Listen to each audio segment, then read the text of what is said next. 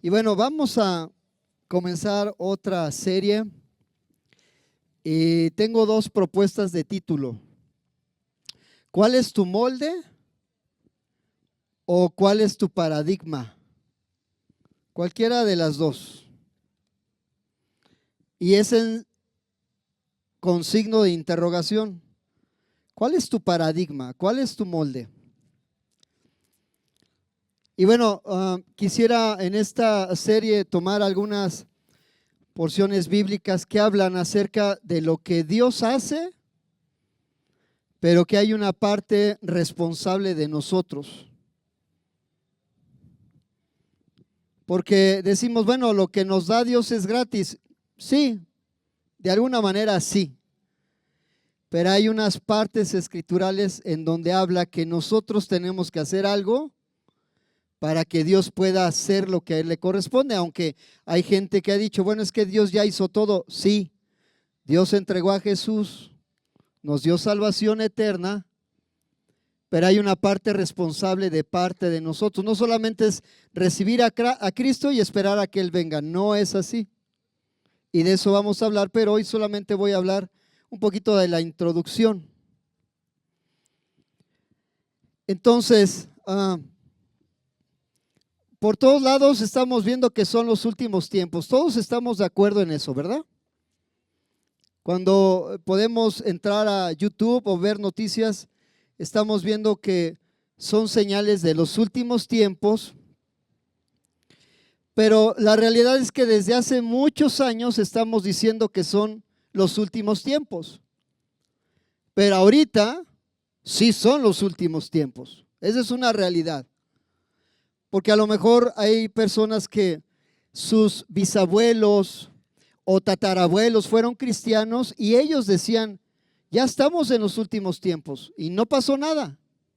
Pero ahora es una realidad, ya estamos en los últimos tiempos. Entonces, por todos lados se escucha y nunca se habían visto tantas señales tal cual lo dice la Biblia.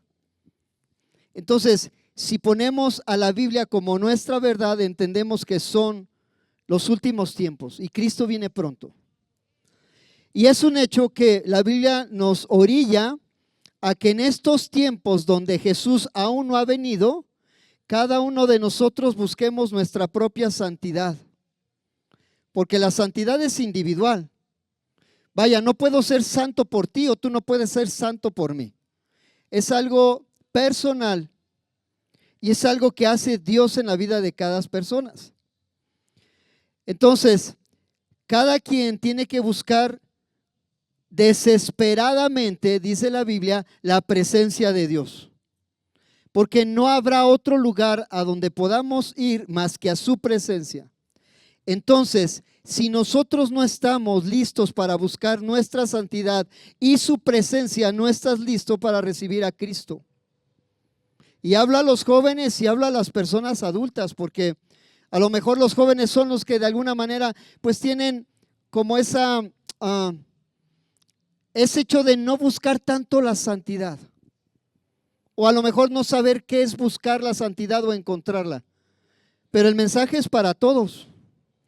Entonces, la forma en que nosotros entendemos el mundo, incluyendo lo divino, está moldeado por una serie de creencias que nuestra sociedad ha dictado.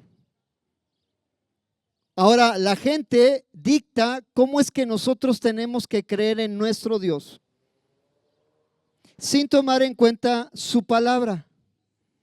¿Por qué? Porque muchos de nosotros hemos tenido una religión durante muchos años y es una religión que se hereda.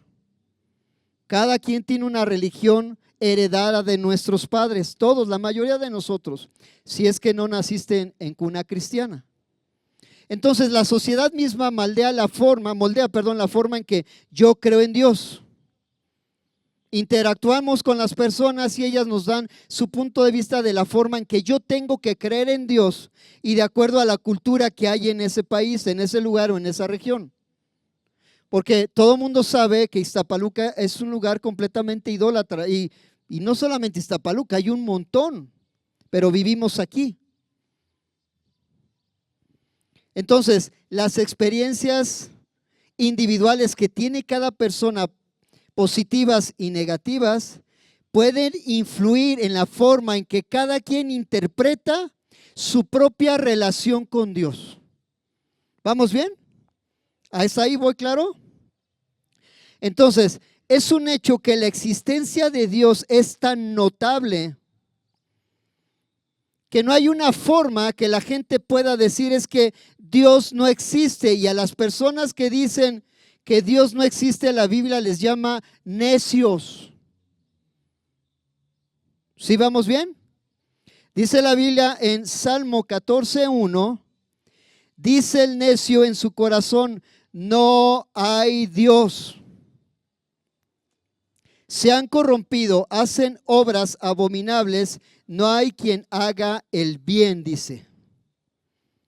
Y sabes, la triste condición del hombre, el ser humano, que rechaza a Dios es ser un necio.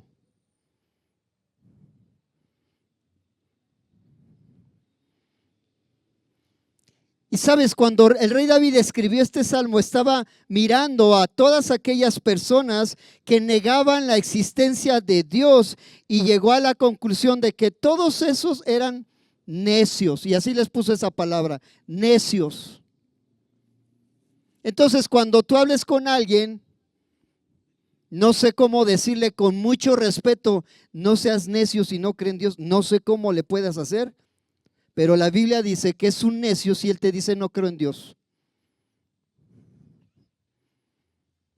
Entonces, la idea detrás de esta palabra antigua hebrea traducido se refiere más a un necio con una moral, un necio que tiene un problema moral más que intelectual. Más que en su forma de pensar, eso es su forma de actuar. Cuando le dice necio. Entonces, aparentemente el rey David no tenía en mente aquellos seres humanos que no fueran lo suficientemente inteligentes para descifrar quién es Dios, porque nadie, dice la Biblia, que es tan inteligente para poder entender a Dios. Nadie.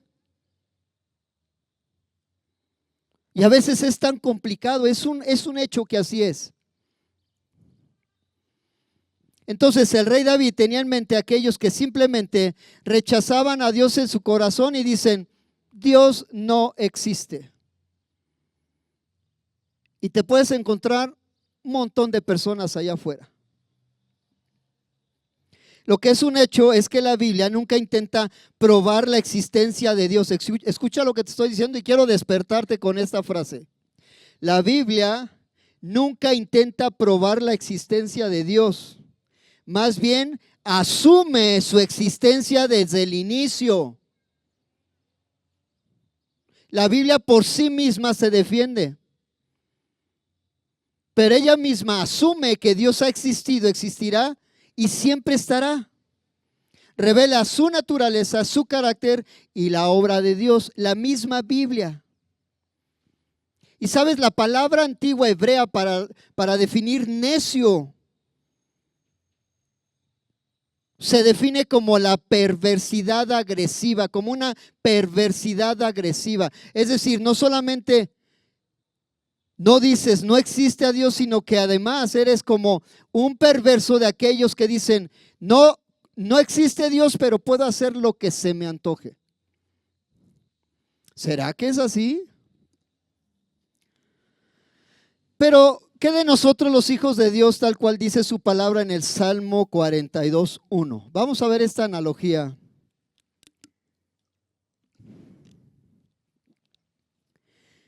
Dice Salmo 42:1. Como el ciervo brama por las corrientes de las aguas, así clama por ti, oh Dios, el alma mía. ¿Sí dice así en tu Biblia? Y bueno, esta es una ilustración solamente tan significativa de un siervo afligido por una sed aparentemente desesperada. Quizá a lo mejor el que escribió dijo, bueno, vamos a poner un ejemplo de un siervo donde hubo una sequía y no existe el agua, o a lo mejor era un animal perseguido, en persecución. De cualquier forma, dice la Biblia que el siervo anhelaba y necesitaba desesperadamente agua.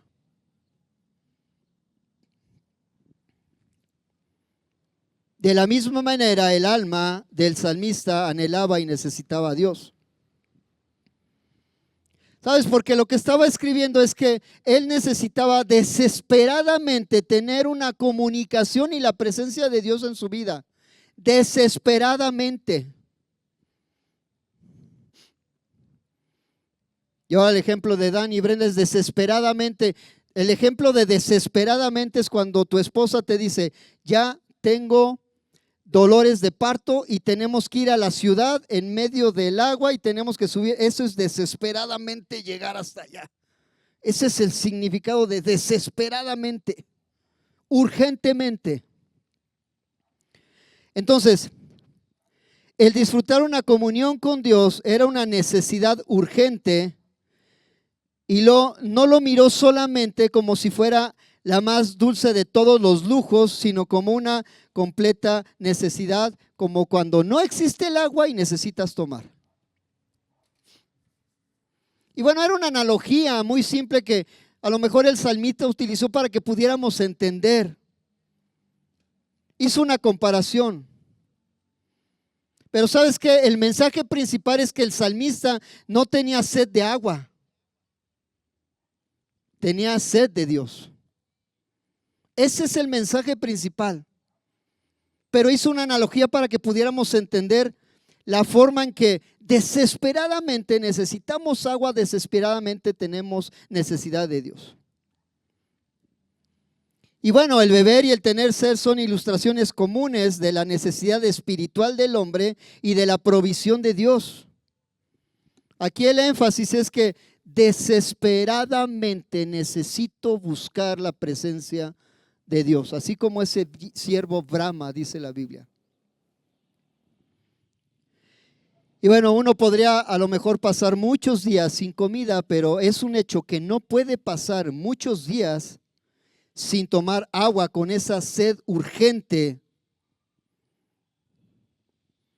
Sin embargo, la necesidad de alimento espiritual es más importante que la necesidad que tenemos de alimento físico. Por eso es que pues de vez en cuando practicamos el ayuno, para que este cuerpecito ya no se tenga que alimentar tanto.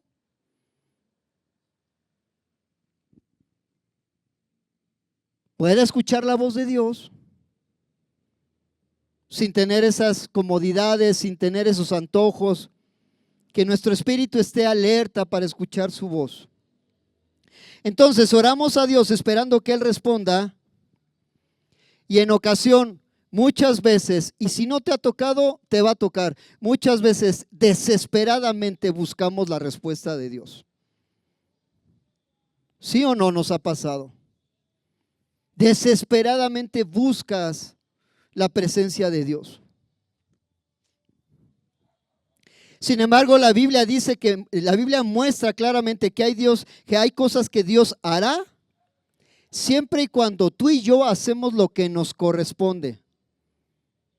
Porque hay partes en la Biblia donde hay dos partes de un versículo, parte A y parte B. La parte B es lo que Dios hace y es la que más nos gusta, pero hay una parte A donde nosotros tenemos que hacer algo para que Dios pueda entonces ejecutar su soberanía y darnos su presencia.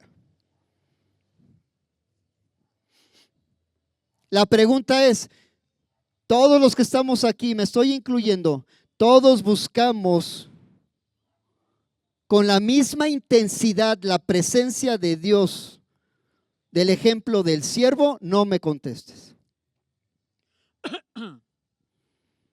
Todos realmente lo hacemos buscando desesperadamente. Bueno, tendrá que llegar un día en que tenemos que autoexaminarnos y ver dónde estamos parados. Por eso se llama, ¿cuál es tu paradigma? ¿Cuál es la forma en que piensas que Dios hace las cosas?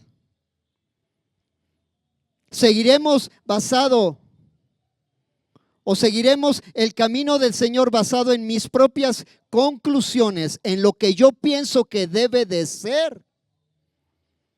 ¿O en base a mi fe genuina que tengo en Dios por lo que Él hizo y su gracia soberana sobre mi vida? Hay dos vertientes, como decía los abuelos, ¿no? Hay dos sopas, ¿cuál quieres? O estamos parados en la misma situación de siempre y a lo mejor estamos parados aquí tibios, o estamos parados del otro lado fríos o calientes, pero buscando desesperadamente a Dios, o creyéndole a Él, o seguimos creyendo ¿a quién? Dilo, al diablo. No se va a aparecer si lo mencionas.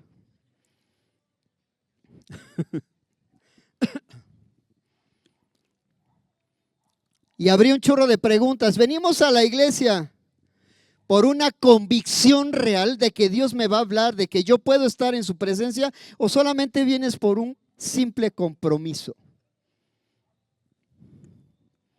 Porque la diferencia, fíjate lo que te voy a decir, la diferencia podría ser, a lo mejor es un mal ejemplo, podría ser hace 8 días.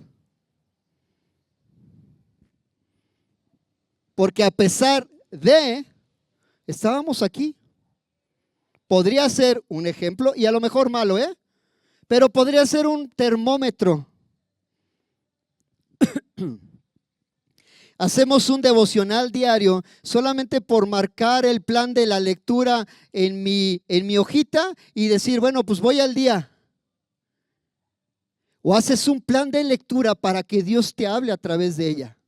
Eso es muy diferente, porque Dios lo hace. De hecho, puedes leer la Biblia 10 veces y siempre te vas a encontrar versículos que no habías leído los otros 9. Y empieza una revelación diferente de cómo Dios habla a través de su propia palabra. Y es un hecho, iglesia, te vas a encontrar con miles de personas que te van a decir, sí, yo creo a Dios, yo creo en Dios a mi manera. Y tú les puedes decir, exacto, toda la gente se ha hecho una creencia de Dios a su propia manera. Claro que sí.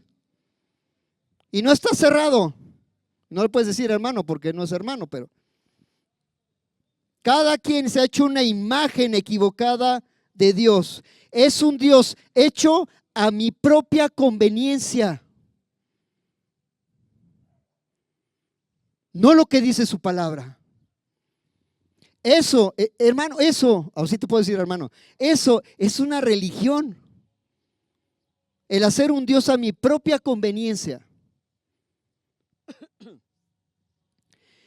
Un Dios, escucha, un Dios al que yo le puedo demandar, pero Él no puede hacer lo mismo conmigo. Estoy hablando en una forma general. Un Dios que está obligado a hacer lo que yo quiero, pero yo no estoy obligado a lo que Dios me dice que haga. Por eso se llama, ¿cuál es tu paradigma? ¿Cuál es tu forma? ¿Cuál es tu molde? ¿Cuál es tu forma de pensar? Escucha, te voy a leer un extracto de una prédica buenísima de Billy Graham. Mira lo que dice. Él lo escribió así, bueno, él lo dijo así, yo lo transcribí para ustedes, ¿va? ¿Sí? ¿Estamos de acuerdo? Dice, en el ambiente religioso, muchos vivimos en una comunidad y no estamos dispuestos a morir por el nombre del Señor. Muchos deseamos la corona sin pasar por la cruz. Queremos la unción, pero no estamos de acuerdo a pagar el precio. Iglesia, preparémonos porque el tiempo está cerca. ¿Por qué decimos que son los últimos tiempos? Tan solo mira tu reloj. Iglesias divididas, iglesias quebrantadas, confusión doctrinal, tibieza entre los cristianos, muchas distracciones. muchos pecados encubiertos, mucha falta de convicción. Esta es la generación más que otras de la apariencia, de una religión superficial, de los templos llenos, pero los altares vacíos. Dios viene a purificar su casa. ¿Estamos en el fuego de Dios o estamos en una tibieza aparente? ¿Venimos a la iglesia a aprender o solamente a ser entretenidos? Eso lo dijo él, ¿eh? No te ofendas. Estamos más sujetos a un líder que al mismo Espíritu Santo. Somos más dependientes de lo que dice la iglesia a lo que Dios dice. Hemos vivido para Cristo, solamente vivimos para nosotros. Hemos obedecido su voz o hemos seguido nuestras propias planes, emociones y justificaciones, porque de eso somos muy buenos. Es irrefutable que el reloj profético de Dios está avanzando. Hay un calendario celestial corriendo. Dios está buscando guerreros, proclamadores de su verdad. ¿Sabes? Mientras los hombres siguen contando los días según su propia agenda, Dios marca los suyos con un propósito eterno, diferente a lo que hacemos. Hay un espíritu total de confusión y de división, una apostasía, un espíritu que busca silenciar la verdad.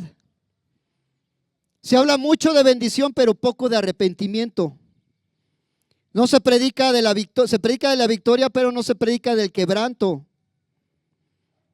Se levanta que somos libres, se canta que somos libres, pero ¿cuántos están en cautiverio? Vienen tiempos no de tormentas físicas, sino de terremotos espirituales. Dios está levantando voces que no se venden, que no negocian la verdad por simple popularidad. No se doblegan ante los altares de Baal. Porque no está en juego la reputación de la iglesia, sino la salvación de miles de almas allá afuera.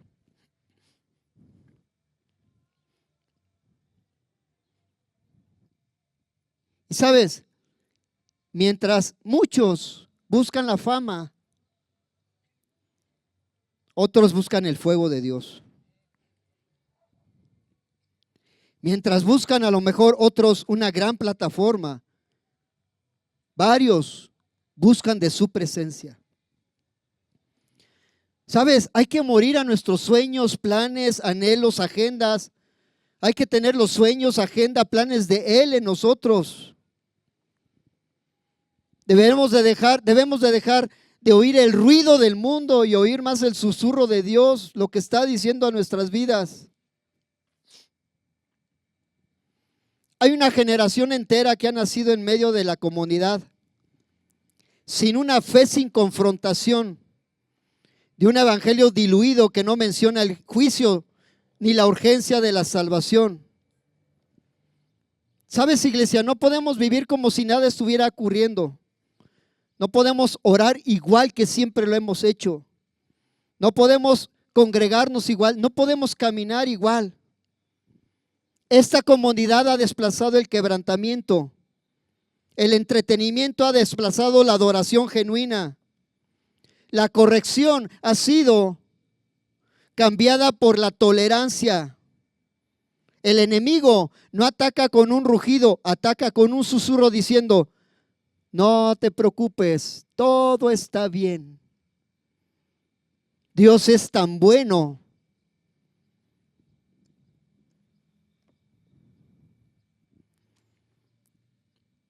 Y sigue diciendo este predicador: muchos han hecho de la misericordia una excusa para el pecado. Muchos malinterpretan la paciencia divina como un permiso para poder hacer lo que quieren. Cuando la gente camina en fuego, hay un mundo que quiere apagarlos. Cuando portamos un mensaje eterno, los oídos carnales no lo soportarán. Dios va a permitir que muchas cosas en nosotros, todos los que estamos aquí, mueran para que su gloria se manifieste.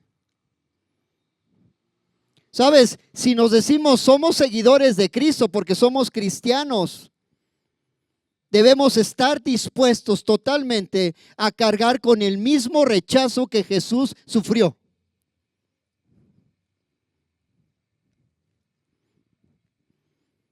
No podemos levantar las manos el domingo y vivir como si nada pasara toda la semana. No podemos predicar de la cruz sin cargarla. Lucas 9:23.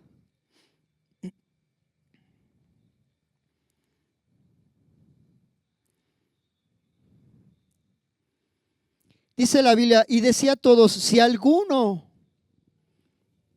como diciendo, no serán todos, si alguno decide intencionalmente, si alguno quiere venir en pos de mí, niéguese totalmente a sí mismo, tome su cruz cada día y sígame. Y sabes, la cruz es un símbolo de muerte. Algo nos está diciendo aquí la Biblia. Tome su propia cruz. Así lo dice. Niégate y sígueme. Muere a tu viejo Richard. Carga esa cruz. Ya sé que vas a decir, sí, es que Jesús ya murió por mí. No, sí es un hecho que sí, pero no es así la interpretación. Todos los días tenemos que morir a algo de nosotros. Algo ahí. Y después de 60, 70, 80 años va a existir algo de lo cual nosotros tenemos que morir. Habrá muchos templos llenos, pero vacíos de su presencia. Hay que pagar el precio que otros han tratado de evitar. La gracia es una puerta, pero también es una gran responsabilidad. ¿Vivimos realmente en santidad o somos un grupo religioso? Dios no tolera la apariencia sin fruto. Hablamos de Dios como si fuera una opción más o como si fuera lo único que tienes.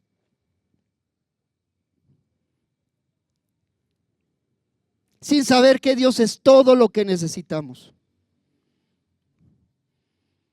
Porque eso sí, buscamos a Jesús cuando tenemos un montón de problemas, pero textualmente lo ignoramos cuando todo va de maravilla. ¿Sabes? Nos arrodillamos por necesidad, no por devoción. Queremos que Dios nos salve, que Jesús nos salve, pero no queremos que nos gobierne.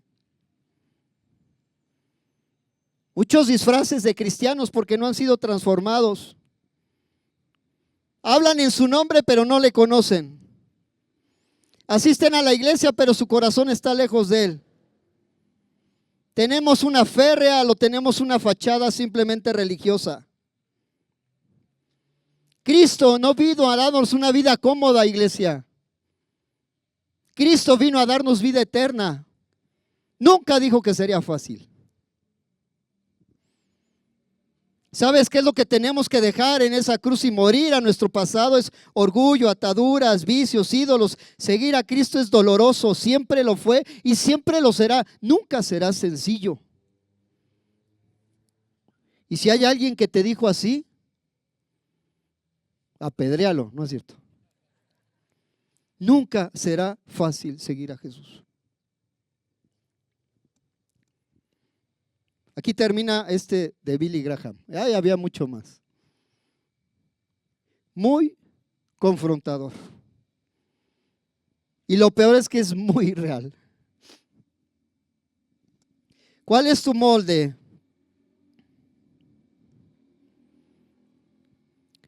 Es como decir, bueno, ¿cómo me gustaría que fuera mi iglesia? ¿O cómo me gustaría que fuera mi vida?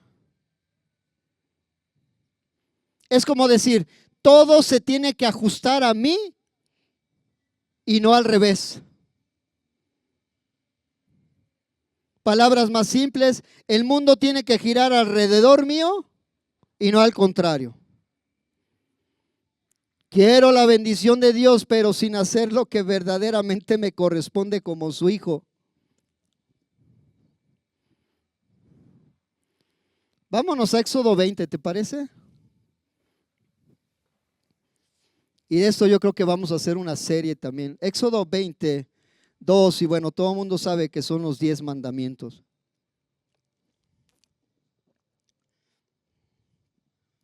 Se está acabando mi tiempo, se está acabando mi pila. Llevo 32 minutos, por favor, ayúdenme. Éxodo 22 dice: Yo soy Jehová tu Dios, que te saqué de la tierra de Egipto, de casa de servidumbre. 1. No tendrás dioses ajenos delante de mí. 2. No te harás imagen ni ninguna semejanza de lo que esté arriba en el cielo, ni abajo en la tierra, ni en las aguas debajo de la tierra. 3. Me voy al verso 7.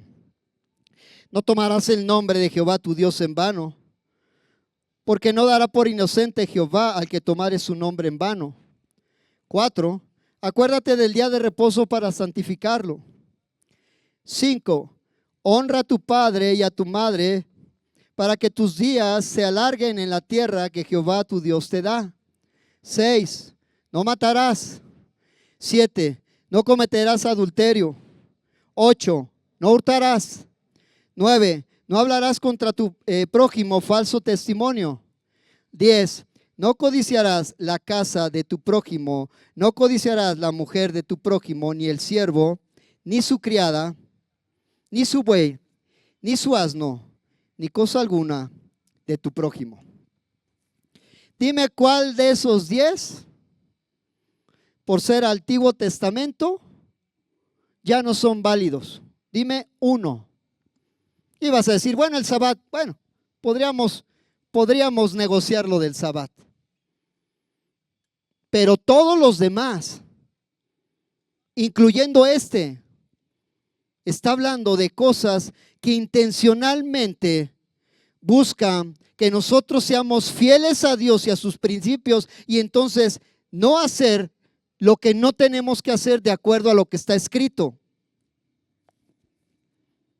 Porque si decimos, bueno, es que este es Antiguo Testamento, pero Jesús dio 2 mandamientos nada más. Sí, pero esos 2 incluyen los 10.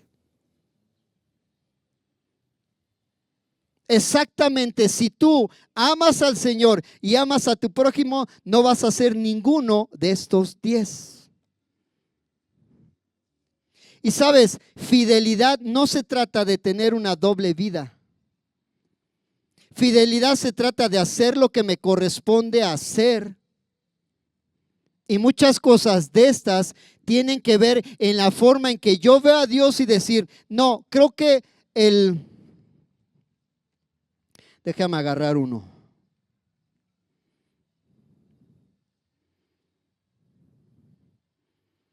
Creo que el 5 no me va. El de honra a tu padre y a tu madre. Todos los demás están bien, pero creo que el 5 no está tan claro, podríamos decir. O el 10. El 10 está fuerte, hermano, varón, muy fuerte, muy delicado. Pero se aplica también a los seres humanos, no te preocupes. No solamente es para nosotros. Orgullo y soberbia. No aplicamos todo lo que el Señor, porque somos orgullosos y somos bien soberbios. Somos, dije, aclaro, no dije son, somos. Me estoy incluyendo en todos los que son orgullosos y son soberbios. Todos. Dicen por ahí que todo mundo tiene un grado de orgullo. Y si no sabes cuál es, pregúntale a quien mejor te conozca. Me vais a preguntar a mi esposa. Santiago 4:4. Vamos a ver esto. Te voy a leer palabra de Dios para todos. Santiago 4:4. Así dice esta versión: gente infiel, ¿no saben que amar al mundo es lo mismo que odiar a Dios? ¿Sí sabías que existe eso? Para aquellos que estemos en un pie así en el mundo y luego otro pie en el, ¿no? Y bueno, también ahí hay una serie también que podemos hacer. El que quiera convertirse en amigo del mundo se convierte automáticamente, eso yo se lo aumenté, en enemigo de Dios. ¿Creen que es en vano lo que dice la Escritura? Pues da a entender que el espíritu humano que Él puso en nosotros tiende hacia los malos deseos. Pero el generoso amor que Dios nos da es aún más fuerte.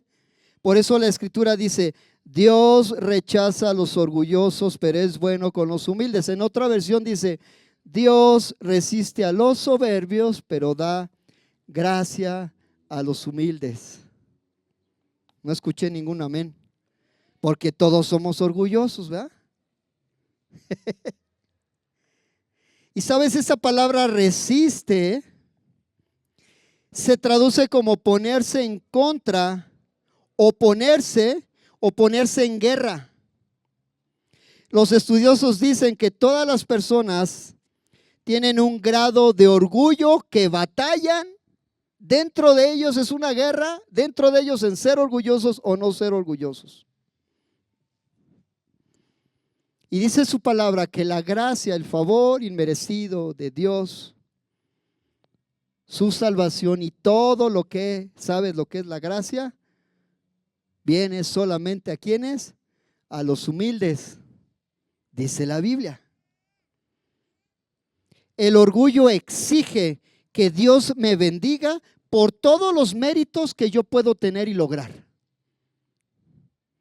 Señor, yo he hecho todo esto y necesito, te obligo a que tú me bendigas. Eso dice un orgulloso. Algo real, algo imaginario. Pero la gracia no se ocupará de mí en base a lo bueno, a lo malo, sino en base a quién es Dios. ¿Cuál es la naturaleza de Dios? Alguien dice: Dios resiste a los soberbios, se pone en batalla contra los tales por encima de cualquier otro tipo de pecador, como invasores de sus territorios, buscadores o saqueadores de sus principios, de sus principales tesoros. O sea, Dios se opone, Dios hace guerra, es lo que dice. Charles Spurgeon escribe lo siguiente: es de asombrarse que el mundo no se someta a Dios. He escuchado hablar mucho acerca de los derechos del hombre, pero también sería muy bueno considerar los derechos de Dios, que son los primeros, más altos y los más solemnes derechos del universo, y están en base a todos los demás derechos. Qué triste es ver al gran Dios, cómo eres un extraño, Señor, en un mundo que tú mismo creaste. ¿Te has puesto a pensar eso? Los seres humanos no podrían ver si no les hubieras dado ojos. Sin embargo, ellos no te miran. Miran a todos lados menos a ti. Estos mismos seres humanos no podían pensar si no les hubieras dado mente. Sin embargo, piensan en todo menos en ti. Estos mismos seres humanos que no podrían vivir si no los mantuvieras, te olvidan completamente, recuerdan tu existencia, ven tu poder y aún así son tan temerarios como para poderse convertir en tus propios enemigos. Órale pues. Qué tremendas declaraciones. Sabes, debemos someternos a Dios porque Él nos creó. Debemos someternos a Dios porque su gobierno siempre será bueno para nosotros. Debemos someternos a Dios porque toda resistencia a Él es inútil para nosotros. Debemos someternos a Dios porque tal sumisión es absolutamente necesaria para nuestra salvación.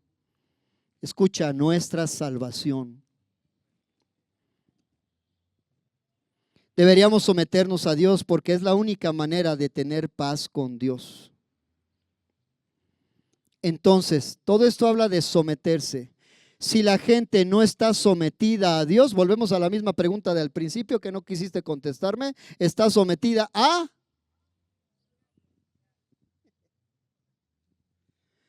Mi pregunta es, ¿qué amo quisiéramos tener? Juan 8:44.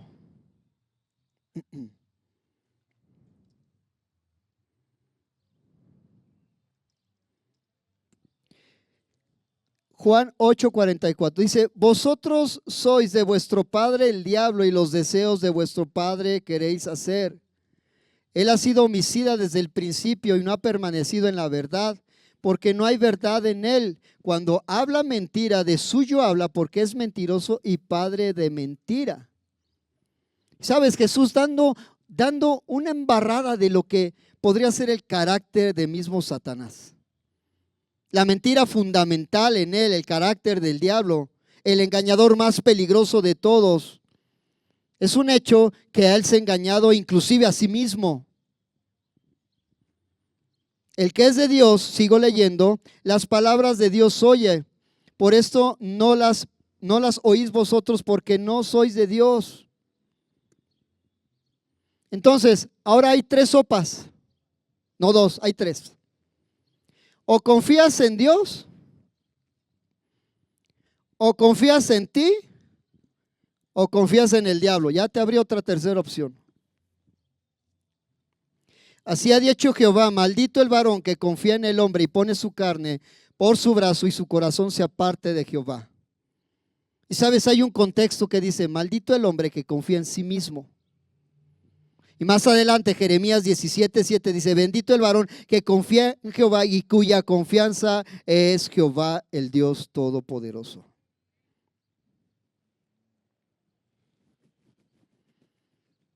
Y sabes, podríamos argumentar acerca de todas las promesas, más de 3,500 promesas escritas en la Biblia, y algunos autores dicen, bueno, es que hay unas condicionadas y otras son incondicionales. Ok. Y podríamos decir, bueno, es que las incondicionales son todas aquellas en las cuales solo Dios está involucrado.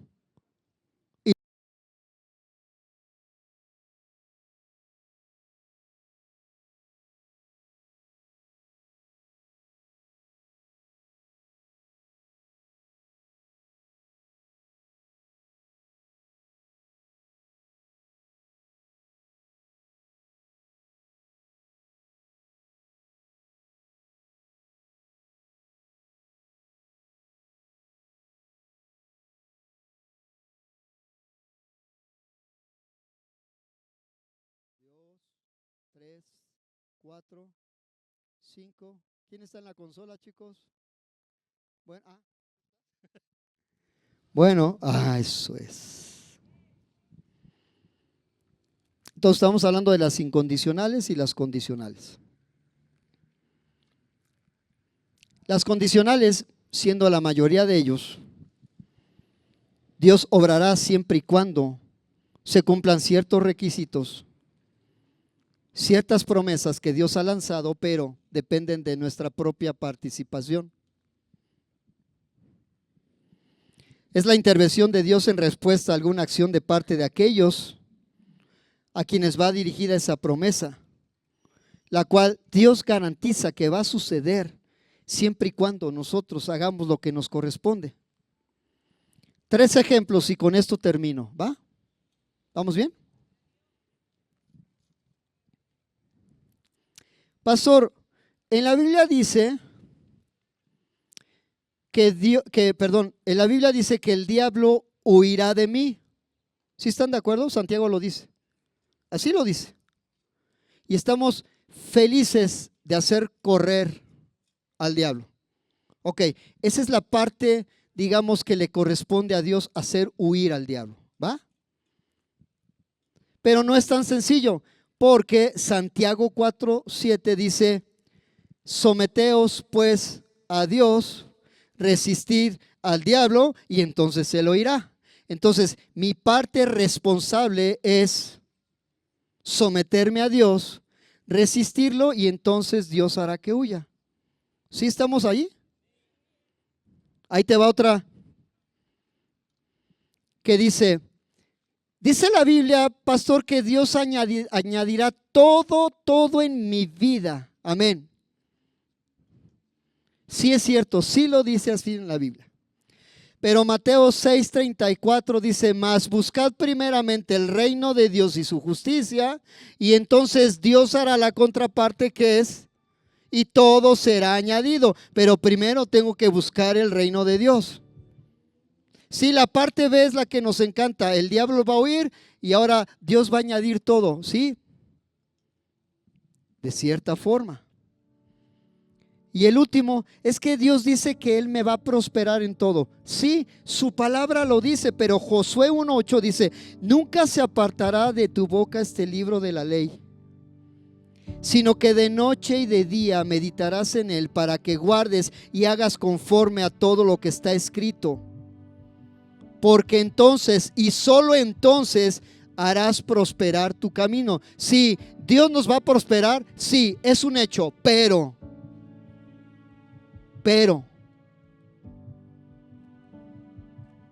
dice que su Biblia no se apartará de nosotros. Meditarás su palabra, meditarás, y dice: para que guardes y hagas conforme a todo lo que está escrito. Entonces Dios me va a prosperar. De esos temas vamos a hablar.